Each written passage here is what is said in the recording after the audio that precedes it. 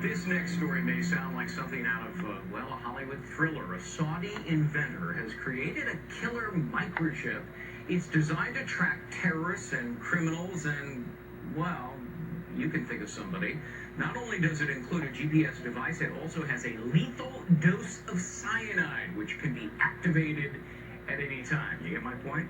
The inventor's bid for a patent has been rejected in Germany. Joining us now this morning to talk about it, Jake Ward, deputy editor of Popular Science. Okay, this is pretty macabre, pretty sinister and nefarious.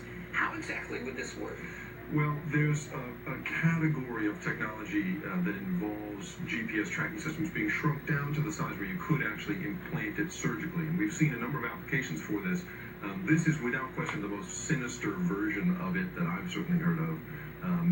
And the notion of tracking criminals is not new, but the notion of killing them remotely, I think, is a whole new thing. Yeah, and Germany says, look, we're not going to approve this. That's right. For that very purpose. And apparently, in some of the paperwork in applying for the patent, you could track fugitives from justice, terrorists, illegal immigrants, criminals, political opponents, defectors, and Saudi Arabians who don't return home from pilgrimage.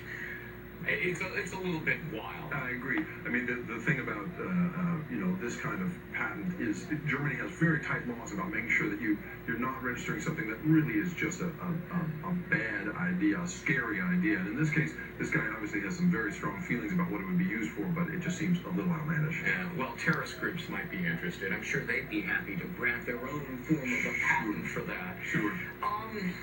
The bigger world, though, of GPS, talk to us about how it's being used to, for example, track sex offenders. Sure. The Washington State Legislature right now is considering the possibility of registering perhaps 100 sex offenders with a GPS chip that's implanted in their shoulder because they found that a few of them have been wearing them on their wrists and then have cut them off, which just defeats the purpose. And so, but the larger world of this technology is actually pretty happy stuff. I mean, there is new technology for tracking Alzheimer's patients, who may wander away. Right. Sure. Tracking the vital signs of professional athletes from the sideline. There's been a couple of cases in which football players have collapsed of heat exhaustion, and seeing the early warning signs of that. There's technology that sort of allows you to do that remotely. Even something as benign as keeping track of your dog. Radio frequency tag implanted in your pet.